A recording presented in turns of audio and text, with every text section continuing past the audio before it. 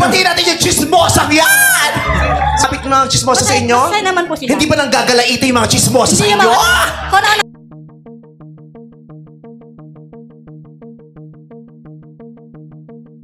Hindi pinalampas ni Uncoverable Star Vice Ganda na magantihan ang showbiz columnist na si Christy Permin. Sa latest episode nga ng It's Showtime sa kanilang first segment na Mechus Mechus ay nakahanap agad ng tiyempo ang komedyante para mabawian si Christy Permin. Ito ay matapos batiin ng isang contestant ang mga chismosa sa kanilang lugar. Ayon kay Vice Ganda, binabati mo ang mga chismosa. Anong pangalan ng chismosa na yan? Batiin natin ang chismosang yan. Hindi ba nang gagalaiti yung mga chismosa na yan sa inyo? Nakakatawa yung mga chismosa na yan. Hindi pa dito tinapos ni Vice Ganda ang kanyang pagpaparinig kay Christy Permin.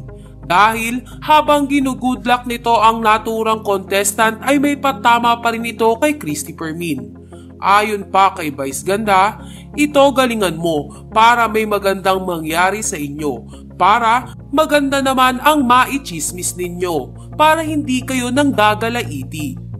Ang tinutukoy nga ni Mimena ng gagalaiti ay ang galit na si Christy Permin. Halos manginig kasi sa galit ang veteranang showbiz columnist habang sinisiraan nito si Vice Ganda sa kanyang programa na Christopher Minute. Samantala, marami naman ang nagsasabi na hindi na dapat patulan pa ni Vice Ganda si Christy Permin.